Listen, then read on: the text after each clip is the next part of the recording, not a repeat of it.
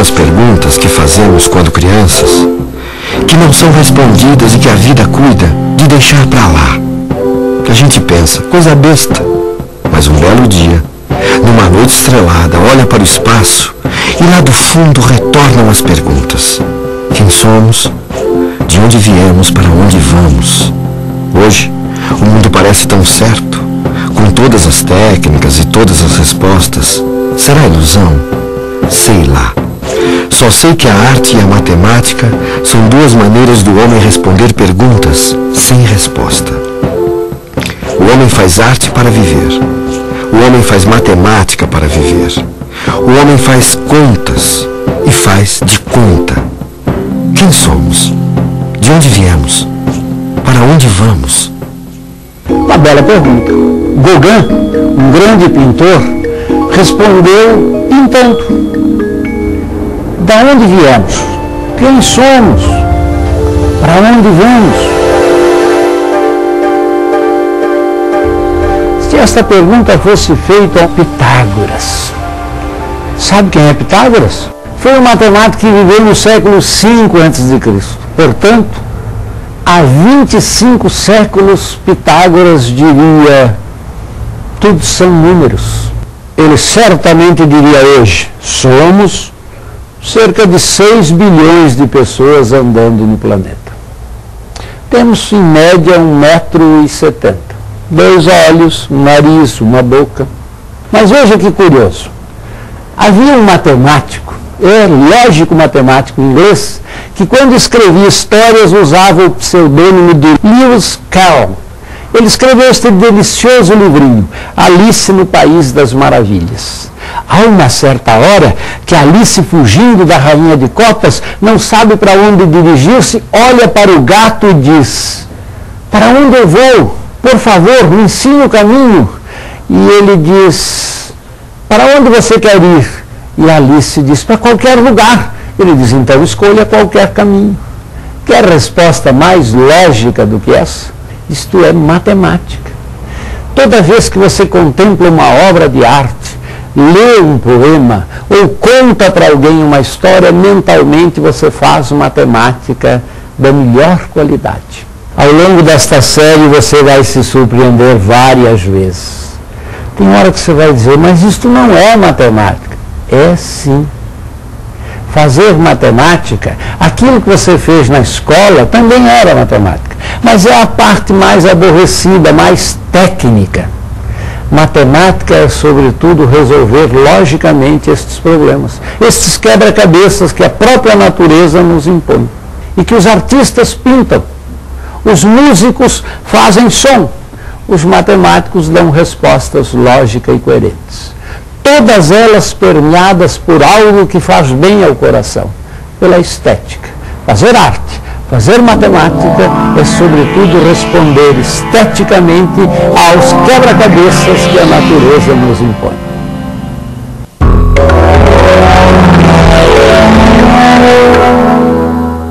Quando vemos alguma coisa, estamos, na verdade, vendo a luz que reflete nela e chega aos nossos olhos. Ao observarmos alguém que passa, ao vermos um quadro ou quando assistimos um filme, nossos olhos estão, na verdade, captando imagens da realidade e levando-as para o nosso cérebro, onde elas se projetam, como em um cinema, por exemplo. O cinema nasce da luz.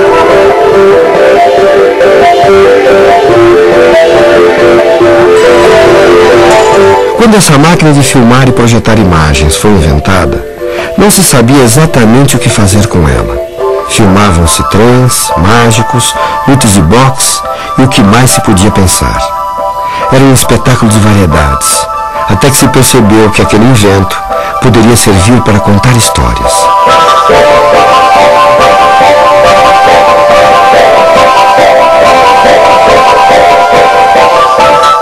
Mas você pode estar se perguntando: o que o cinema tem a ver com matemática?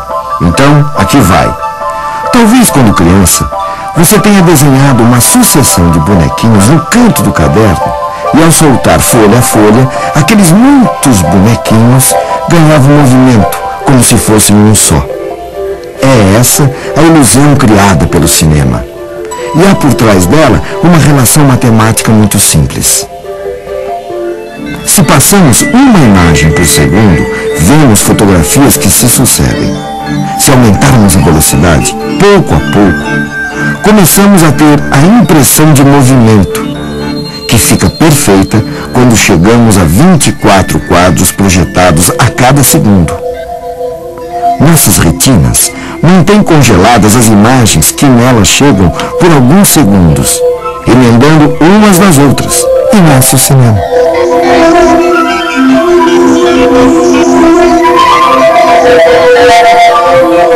Estas são apenas as relações matemáticas que estão por trás da projeção, do mecanismo de engenharia que faz acontecer o cinema. Mas o cinema é mais do que isso. Assim como outras artes e a matemática, a verdadeira mágica do cinema é a sua linguagem.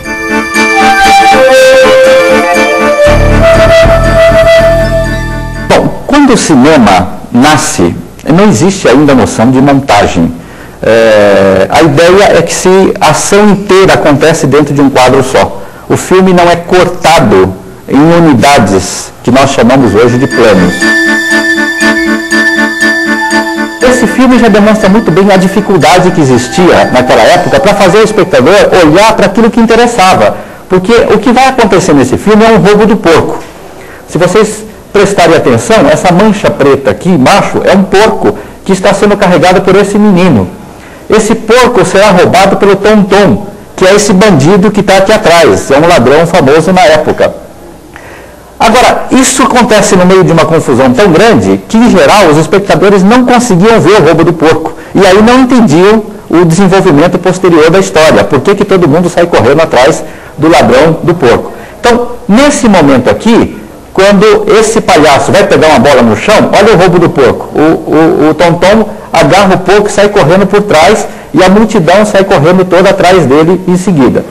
Então, essa confusão que existia no começo da história do cinema precisava ser resolvida de alguma maneira.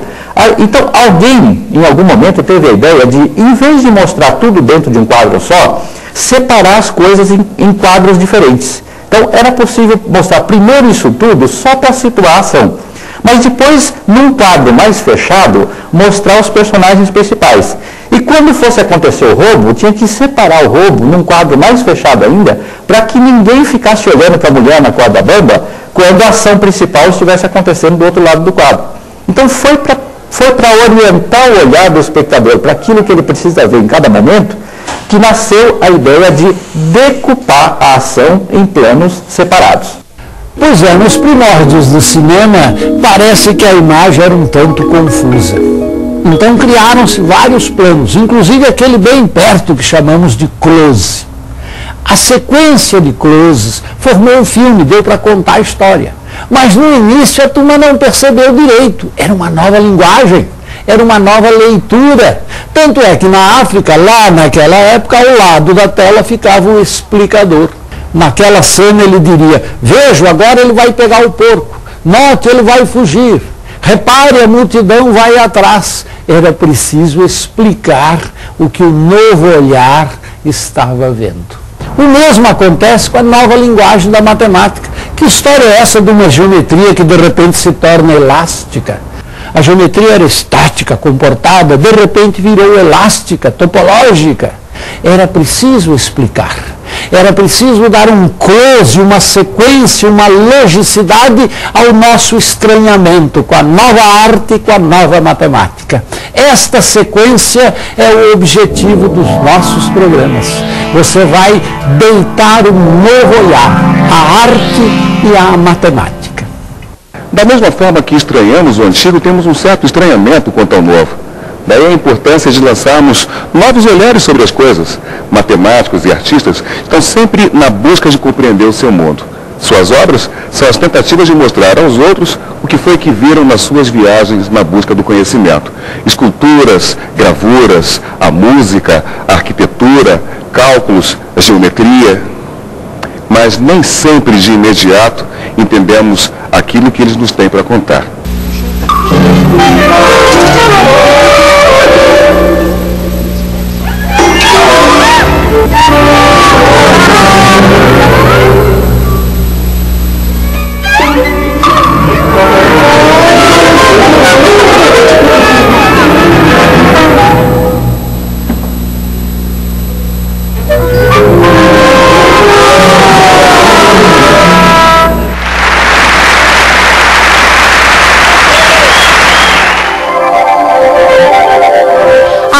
hoje não estamos totalmente acostumados com a arte do nosso tempo. O que aconteceu no mundo das artes foi semelhante ao que se passou na matemática. Foi nessa nova matemática que nasceu a teoria do caos. Se você não tem a menor ideia do que seja isso, fique tranquilo, nós temos um programa só sobre ela. E pouco a pouco você vai se familiarizar com algumas dessas ideias que a princípio parecem tão estranhas, mas que estão mais ligadas à nossa vida do que a gente imagina. Matemática é uma manifestação de conhecimento e comportamento humano que já se identifica nos hominídeos, nos australopitecos. Eles já têm algum tipo de comportamento, fazem instrumentos que revelam uma matemática quase que eu diria espontânea, e se diz que a matemática é própria da espécie humana. Não é só aquilo que nós, como matemáticos, identificamos como sendo matemática. Assim, nós identificamos também nos grupos profissionais, nas várias profissões, sobretudo nos artesãos, nós notamos que eles utilizam elementos matemáticos do seu fazer, claro, eles sabem o que estão fazendo, mas não reconhecem aí aquela matemática que é a matemática do domínio acadêmico. Um dos grupos onde isso a gente nota com muito mais força é entre os artistas. Muitas vezes ele está aplicando alguma coisa, fazendo algum traçado, sem reconhecer que ali ele está empregando resultados que são objeto de teoremas que se estudam no mundo acadêmico. O artista concretiza ou torna concreta as representações que ele tem através de uma obra de arte.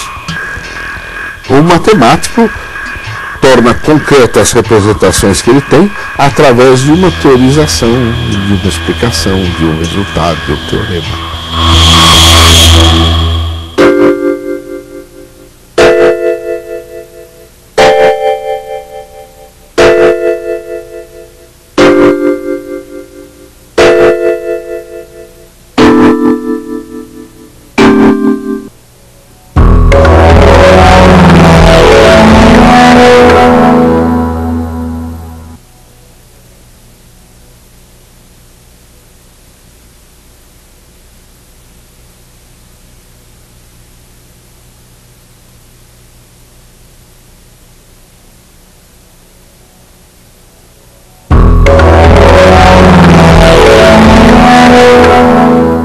Uma obra de arte ou uma fórmula matemática podem ser portas para um novo conhecimento.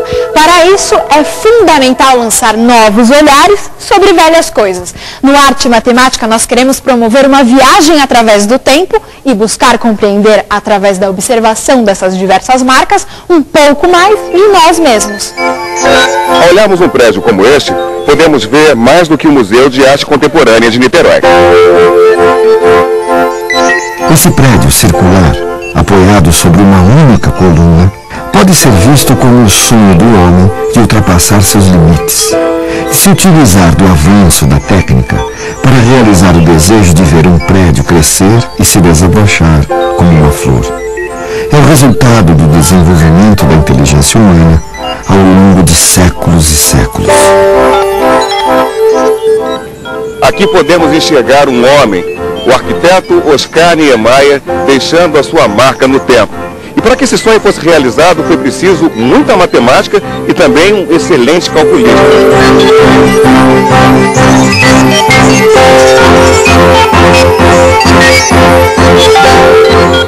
A arquitetura é um casamento perfeito entre artistas e matemáticos, mas saiba você, não é o único. O movimento artístico chamado concretismo quis fazer uma arte exclusivamente baseada na beleza que existe na razão matemática. É mais um dos temas da nossa série.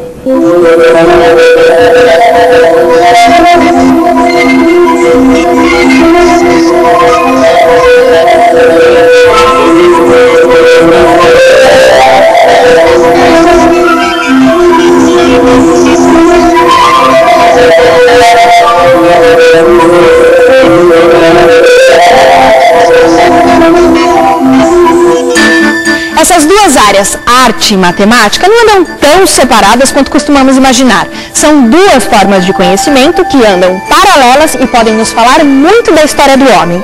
Mas não é o papel da arte nem o da matemática contar a história dos homens, e sim dos historiadores. No entanto, a arte e a matemática são instrumentos importantíssimos utilizados por esses profissionais. Muito do que sabemos sobre o Brasil recém-descoberto deve-se aos relatos da carta de Pero Vaz de Caminha ao rei Dom Manuel. Esse relato oficial ganhou hoje, de certa forma, status de literatura devido à sua importância histórica e riqueza de detalhes com que o escrivão da Armada descreve suas primeiras impressões sobre esta terra e seus habitantes, os índios. Em outras expedições dos séculos seguintes, o Brasil foi intensamente retratado pelos pintores que acompanhavam as viagens. O Brasil foi o primeiro lugar do Novo Mundo que teve sua gente pintada de maneira fiel.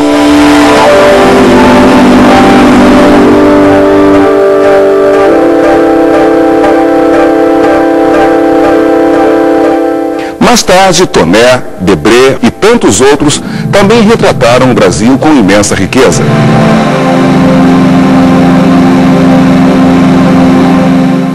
Rugendas, que acompanhou a expedição de Longsdorff no ano de 1820, tinha o desejo de que seus quadros fossem, ao mesmo tempo, obras de arte e uma contribuição artística à ciência histórica.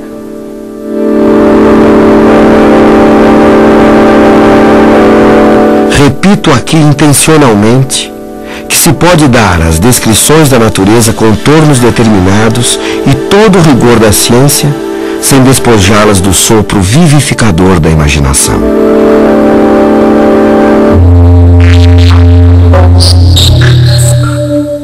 Assim como os europeus, há 500 anos puderam viajar sem sair do lugar, apenas observando essas pinturas, arte e matemática vão nos transportar para mundos que não conhecemos.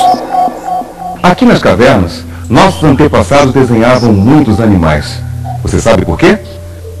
E para isso, vamos fazer uso da ideia de um respeitável matemático chamado Ian Stuart. Ele imaginou a possibilidade de entrarmos por uma dobra do espaço e do tempo. Quem elaborou esse mosaico não buscava a representação fiel da natureza, como é vista pelos nossos olhos. Ele pretendia manter vivo na memória das pessoas que fossem a essa igreja em Ravenna um episódio sagrado da história de Jesus Cristo. Foi no Renascimento que um dos maiores artistas da humanidade, Leonardo da Vinci, desenhou esta figura, chamada o Homem Vitruviano. Aqui podemos ver a proporção.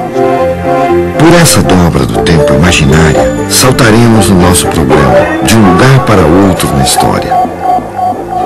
Mas será que esse homem primitivo riscava os ossos exclusivamente pela beleza, pela sensação estética criada pelos padrões? Essa é uma pergunta ainda. Assim, poderemos observar as diferentes formas de pensamento dos homens ao longo de sua trajetória até os dias de hoje, sem nunca esquecer que a história do homem é uma sucessão de fatos, um movimento contínuo. Na história humana é mais ou menos assim. Se olharmos uma só imagem, por exemplo, desenhada há milhares de anos numa caverna, estamos vendo apenas imagens, marcas do homem ao longo do tempo. Mas, observando-as ao longo da nossa história, percebemos a evolução do pensamento do homem. Conseguimos entender melhor mundos que não vivemos?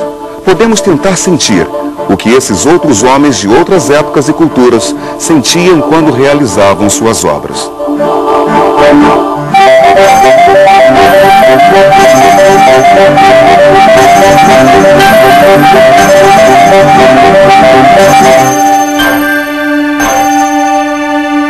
Não é uma série sobre a história da arte, de jeito nenhum. São conceitos, são ideias, são momentos que são discutidos em relação aos conceitos matemáticos. E isso eu acho que é muito interessante, porque cria uma tensão quando você passa da construção de Brasília para o movimento concretista. Além da construção de Brasília, os anos 50 marcaram a proximidade entre arte e matemática através do movimento concretista.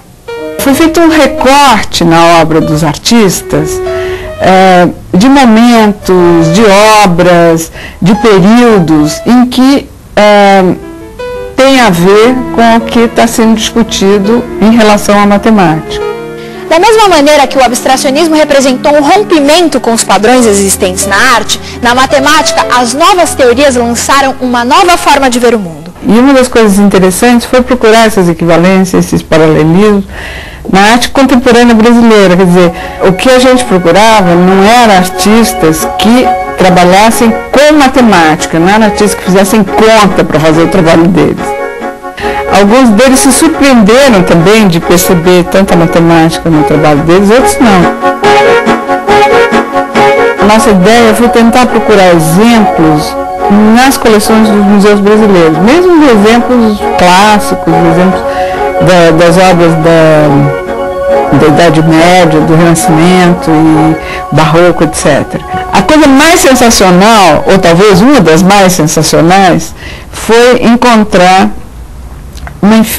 centenas de filmes realizados por um professor de História da Arte, o professor Herbert Dushnis. Bom dia, eu sou Herbert Dushnis. Quando tinha uns 8 anos, a minha mãe me levou ao curso noturno de um eminente professor de História da Arte, Erwin Panofsky, mas ele disse que para analisar, julgar, criticar uma obra, é necessário conhecer o autor. Isso me levou, no fim, à maneira como trabalho com filmes que retratam o homem vivo, como ele se movimenta no dia a dia, no seu ambiente, seja rua, seja paisagem, e daí a sua obra e ele. Nunca só a obra, e sempre o movimento como nós costumamos ver.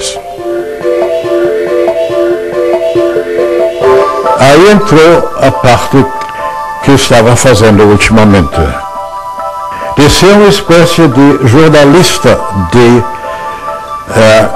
arte, de viajar o mundo com minha câmera, que era a minha anotação visual, para eu apresentar o que está se passando no mundo. Onde havia uma novidade, com uma ideia nova, que eu julgava uma ideia de peso, de importância, aí fui eu atrás da minha câmera de filme. Eu não sou realmente nem producente, nem aspiro a ser autor de filmes, mas o filme era o meu documentário apoiando a teoria. É só uma ajuda minha para reforçar a impressão e emoção e memória dos ouvintes.